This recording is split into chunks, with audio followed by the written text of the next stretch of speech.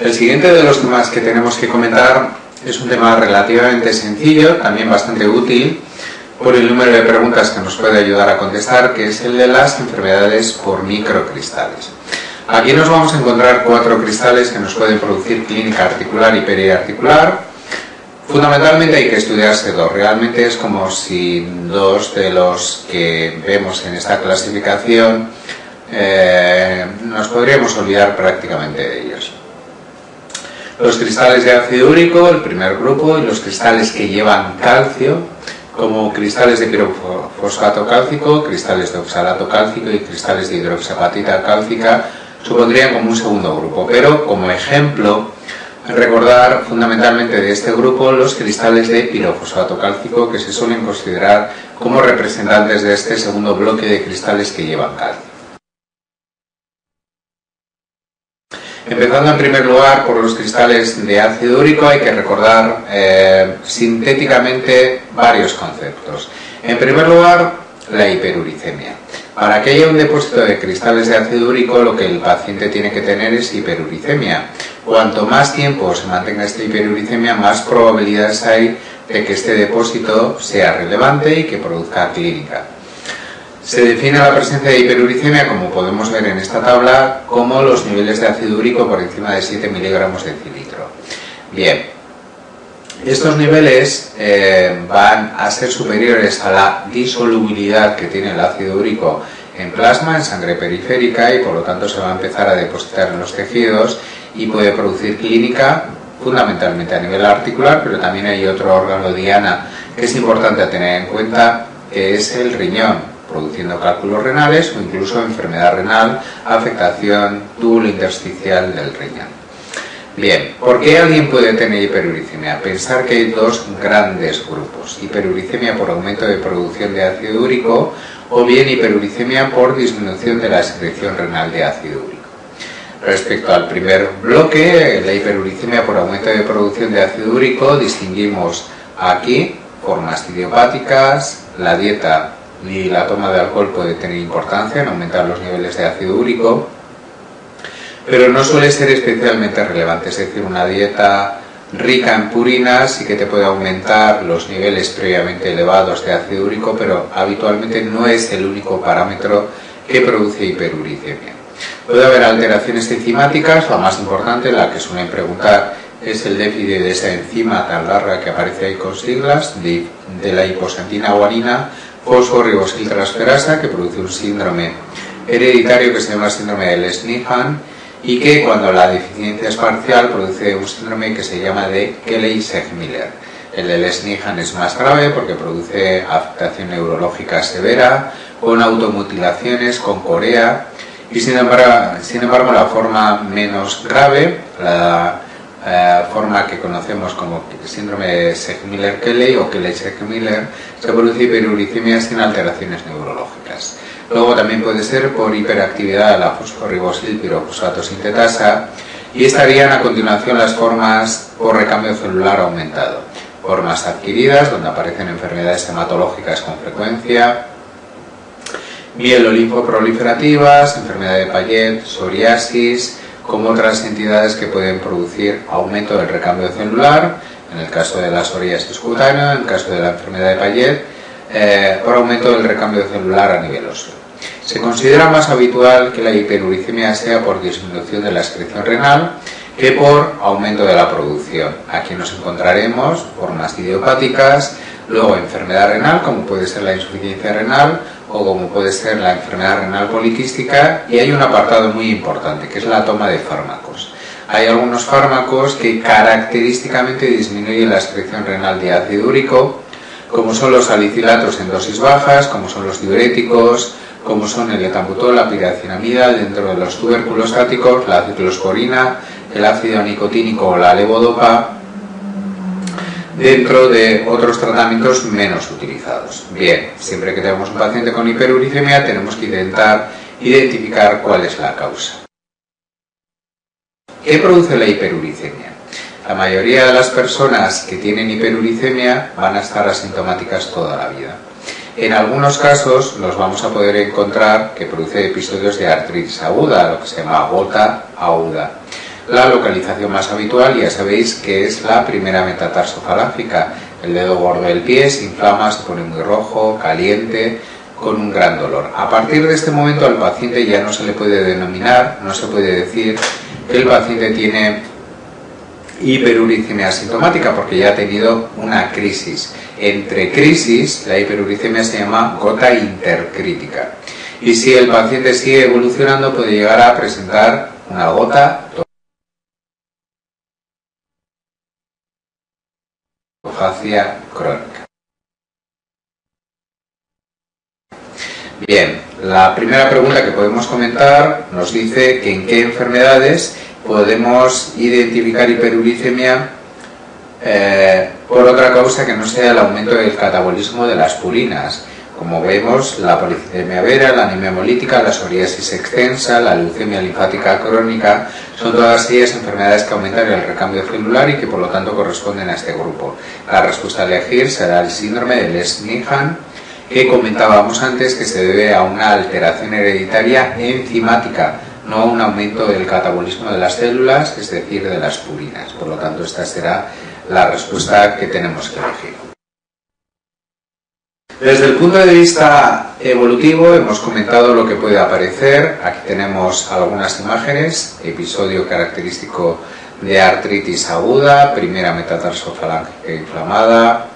Si nos pidieran en una pregunta cómo se identifica de manera específica a un paciente que tiene una artritis aguda, la única manera de estar completamente seguro sería analizando el líquido sinovial y, como decíamos al principio de la clase, cuando hablábamos de las generalidades, tenemos que analizar el líquido sinovial en el microscopio de luz polarizada y lo que vamos a ver es microcristales como los que estamos viendo aquí, cristales en forma de aguja con birrefringencia denominada negativa porque el campo aparece muy negro comparado con los cristales que aparecen muy brillantes.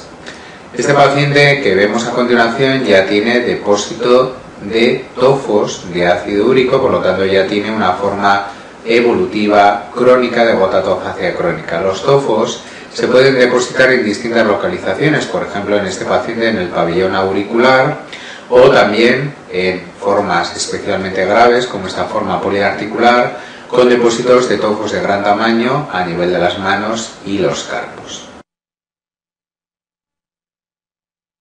¿Qué tenemos que hacer desde el punto de vista del tratamiento en un paciente que tiene hiperuricemia? Podríamos decir en primer lugar que la hiperuricemia asintomática no requiere un tratamiento específico, que cuando el paciente tiene un episodio de artritis aguda, lo que tenemos que hacer es pensar si tiene algún desencadenante, un traumatismo, abuso dietético, posoperatorios, tratamientos de la hiperuricemia. Curiosamente, cuando tratamos la hiperuricemia y bajamos los niveles de ácido úrico, se van a producir típicamente episodios de artritis aguda. Y desde el punto de vista terapéutico, lo que vamos a hacer es decir al paciente que tenga cierto reposo de la articulación y sobre todo dar antiinflamatorios no esteroideos. También es posible la administración de colchicina o de corticoides, sobre todo intraarticulares en grandes articulaciones, van a poder producir un efecto antiinflamatorio a este nivel. No os olvidéis nunca que no tenemos que modificar la uricemia en el episodio inflamatorio agudo, es decir, no debemos de incluir tratamientos para la hiperuricemia hasta que el episodio inflamatorio agudo haya cedido. Por eso, en la pregunta que comentamos a continuación del varón de 52 años que presenta episodio inflamatorio de artritis con fiebre hasta 38,5 y que encontramos un ácido úrico de 8,7, nos dice qué manejo podríamos hacer en este paciente. Y como respuesta debemos elegir la respuesta 2, artrocentesis, corticoides intraarticulares sí sería correcto, pero no la administración de alopurinol, porque el alopurinol es el fármaco que habitualmente elegimos para disminuir los niveles de ácido úrico y por lo tanto no se debe aplicar en el episodio inflamatorio agudo, sino posteriormente ya cuando el paciente no tenga inflamación articular aguda. Una vez que el episodio inflamatorio agudo haya pasado, nos planteamos el tratamiento de la hiperuricemia. Tenemos dos grandes posibilidades farmacológicas, que son la administración de alopurinol o la administración de un grupo de fármacos que llamamos úricos. Su nombre ya nos dice lo que van a realizar, aumentar la excreción renal de ácido úrico. Bien, el alopurinol es el fármaco más utilizado, desde el punto de vista patogénico estaría especialmente indicado en aquellos que tienen aumento de producción de ácido úrico, ya que es el fármaco que disminuye la producción, ¿no? Disminuye la xantina oxidasa, que es la última enzima en la producción de ácido úrico, y por lo tanto sería el tratamiento de elección en los pacientes que tienen hiperuricemia por aumento de producción. ¿Cómo lo podemos evidenciar? Pues fijaros, en este esquema os pongo que la uricosuria en 24 horas normal tiene que ser de al menos 700 miligramos en la orina de 24 horas. Si alguien excreta más cantidad de 700 miligramos de ácido úrico en la orina de 24 horas, está haciendo una eliminación normal de ácido úrico, y por lo tanto la hiperuricemia, si elimina normalmente el ácido úrico, tiene que ser por aumento de producción. Por lo tanto, el allopurinol sería el tratamiento ideal. Y en aquellos que tienen una excreción baja de ácido úrico, nos podríamos plantear la utilización de úricos úricos, como la sulfimpirazona o el probenecid. El problema es que estos fármacos no siempre se pueden utilizar, están contraindicados si el paciente tiene insuficiencia renal o nefrolitiasis, y además hay un problema para utilizarlos en nuestro medio, porque son fármacos no comercializados que tienen que ser pedidos como medicación extranjera.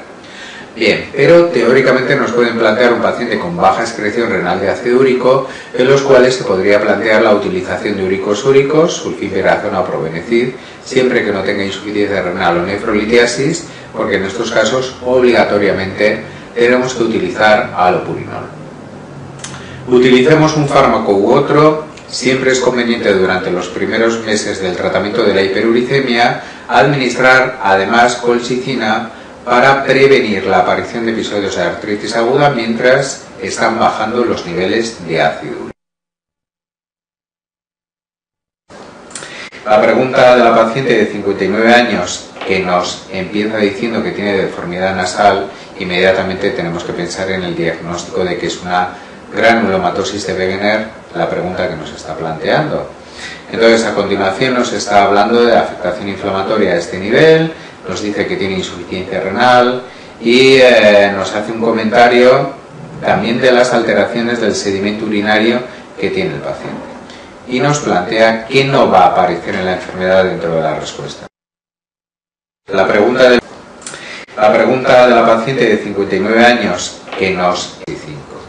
La respuesta es la 3, porque proptosis puede haber, como la paciente que estamos viendo en esta imagen, debido a la presencia de granulomas de gran tamaño retroorbitarios que pueden hacer protuir el globo ocular. Y por lo tanto lo que no vamos a encontrar es la respuesta que elegimos, que es la respuesta 3 de esto.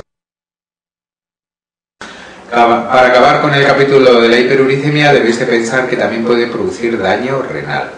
En primer lugar, cólicos nefríticos, como veíamos en la pregunta previa, o también dos formas de nefropatía, la que se llama nefropatía crónica por urato, que es típica del paciente que tiene hiperuricemia prolongada o tatofagia crónica, y que su prevención y tratamiento lógicamente debe ser con allopurinol para evitar que llegue tanto ácido úrico al riñón.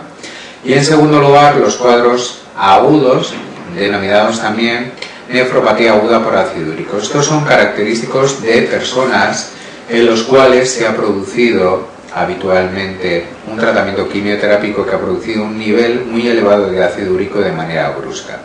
Para prevenir y tratar a estos pacientes hay que hacer hidratación adecuada con suero salino, favorecer la eliminación de agua por el riñón con la administración de furosemida, alcalinizar la orina para disolver bien el ácido úrico a nivel renal y también dar allopurinol para formar menos ácido úrico. Hay un fármaco, además del allopurinol, que os aparece en el texto, en el libro, que también está aprobado con este fin, que se llama rasburicasa. Tenerlo en cuenta porque teóricamente también os lo podrían plantear en una pregunta con este fin.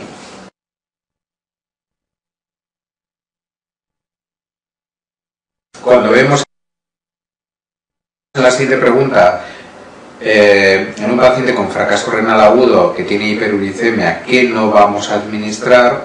La respuesta es la benzobromarona. La benzobromarona es un uricosúrico que utilizábamos antes en España y en Europa, que actualmente está muy desaconsejado porque ha producido cuadros de hepatitis tóxica. Lógicamente nunca podremos utilizar un uricosúrico en un paciente que tenga enfermedad renal, porque aumentaríamos la llegada de ácido úrico al riñón y empeoraríamos su situación renal. Por lo tanto, en estos pacientes siempre hay que plantearse disminuir la producción de ácido úrico administrando alopurina. El otro cristal, de manera genérica, que es el prototipo del cristal de calcio, es el de pirofosfato cálcico, se deposita de manera frecuente, en el 30-60% de los casos, de personas mayores de 80 años. La mayoría de las veces, igual que la hiperuricemia, el paciente está asintomático y solo en un pequeño grupo debéis de pensar, sobre todo en personas jóvenes, con depósito de cristales por debajo de los 55 años, la posibilidad de que haya una enfermedad metabólica, que enseguida comentaremos, que favorezca el depósito de este tipo de cristales. También hay algunas formas hereditarias raras que varios miembros de la misma familia hay una tendencia a una herencia autosómica dominante de la predisposición a formar estos cristales y a depositarlo en las articulaciones. Cuando vemos la pregunta respecto al depósito articular de cristales de pirofosfato cálcico, ¿qué es incorrecto? Fijaros que dentro de las respuestas ponen la 4, la que tenemos que elegir. La mayoría de los pacientes tienen una enfermedad metabólica que induce su formación. La mayoría de los pacientes no tienen una enfermedad metabólica. Esto lo deberemos de sospechar solo en aquellas personas que tengan menos de 55 años y aparezca la enfermedad. Desde el punto de vista del diagnóstico nos basaremos como siempre en el estudio del líquido sinovial, siempre que esto sea posible. Analizaremos el líquido sinovial en el microscopio de luz polarizada y observaremos cristales como los que estamos viendo en esta imagen, cristales que tienen formas rectangulares, ya no forma de aguja, con una birrefringencia que se define característicamente como débilmente positiva. Pensar igualmente que son cristales que llevan calcio y por lo tanto van a producir calcificación allí donde se depositen. Este término de calcificación en el lugar donde se depositan se conoce habitualmente como condrocalcinosis, porque el depósito característicamente aparece en el cartílago articular, en el cartílago condral en forma de condrocalcinosis. Aquí estamos viendo una radiografía de rodillas donde podemos ver calcificación intraarticular característicamente por el depósito de cristales de pirofosfato.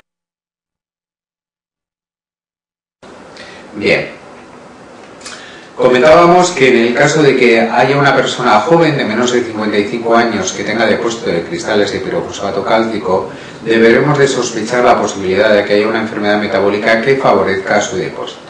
¿En qué hay que pensar? Pues fundamentalmente en 4 enfermedades que empiezan por H. Por eso a veces en los libros se las recuerda así, como el grupo de las 4 Hs. Hiperparatiroidismo, hemocromatosis, hipofosfatasia, hipomagnesemia. Durante muchos años también se incluyó una 5ª H como enfermedad relevante, que era el hipotiroidismo, pero actualmente parece que esta asociación no es correcta, por lo tanto se pone muy en duda, como os pongo en el esquema, con varias interrogaciones, que realmente haya una asociación entre hipotiroidismo y la presencia de cristales de pirofosfato cálcico. La pregunta que vemos a continuación de un paciente de 42 años que tiene depósito de cristales de pirofosfato cálcico nos debe de llamar inmediatamente la atención la edad. Por debajo de los 55 años hay que pensar que el paciente tiene una enfermedad secundaria, una enfermedad metabólica, una de las 4 que estamos comentando, que favorece el depósito de este tipo de cristales. Por lo tanto, la respuesta PTH sí nos sirve para descartar hiperparatiroidismo, magnesio nos sirve para la hipomagnesemia, ferritina para descartar que tenga una hemocromatosis, fosfatasa alcalina para descartar que tenga una hipofosfatasa, por lo tanto la respuesta es la 5, el ácido úrico.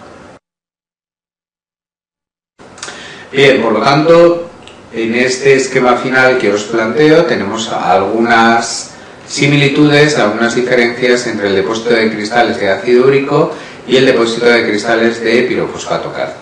Cuando produce inflamación articular el pirofosfato cálcico, produce un cuadro articular parecido inflamatorio agudo a los cristales de ácido úrico, por eso se le llama pseudogota. Bien, ¿qué similitudes hay? Pues que producen cuadros monoarticulares agudos con líquido de características inflamatorias. Pero en el caso del pirofosfato cálcico es más habitual en mujeres que en hombres, a diferencia del ácido úrico, suelen ser mujeres de edad más avanzada. La articulación más frecuentemente afectada será la rodilla Los cristales de pirofosfato tienen forma rectangular, como decíamos, con birrefringencia débil positiva, y los de ácido úrico forma alargada con birrefringencia negativa. Y finalmente, desde el punto de vista radiológico, en el caso de los cristales de ácido úrico no vemos ninguna imagen característica, pero sí veremos calcificación condrocalcinosis en los cristales de pirofosfato cálcico. Actitud terapéutica a tomar en el paciente, similar a la que veíamos previamente en los cristales de ácido úrico. Daremos antiinflamatorios, daremos colchicina o daremos corticoides intraarticulares. Desde el punto de vista terapéutico, en un paciente que tiene un cuadro de pseudogota, nos vamos a plantear un tratamiento bastante parecido al que veíamos en la gota. Fijaros, en la pregunta que dice una paciente de 81 años que tiene episodios repetidos monoarticulares en los cuales se identifica radiológicamente condrocalcinosis y nos dicen que en el estudio del líquido sinovial tiene cristales de forma rectangular, nos está hablando de cuadros inflamatorios de pseudogota. ¿Qué vamos a utilizar? Antiinflamatorios no esteroideos, podemos utilizar colchicina, podemos utilizar corticoides intraarticulares, por lo tanto, dentro de las respuestas nos queda el ácido hialurónico intraarticular. Esta es la respuesta que tenemos que elegir. ¿Dónde utilizamos el ácido hialurónico intraarticular? Lo hacemos en pacientes que tengan artrosis. Los pacientes con artrosis tienen degeneración, destrucción del cartílago articular, uno de los componentes es el ácido hialurónico, entonces se intenta regenerar al menos en parte el cartílago articular administrándolo por vía intravenosa. Por lo tanto, esa será la respuesta. Es un tratamiento que utilizamos en la artrosis, pero que en este caso no utilizaríamos en un paciente con pseudogota.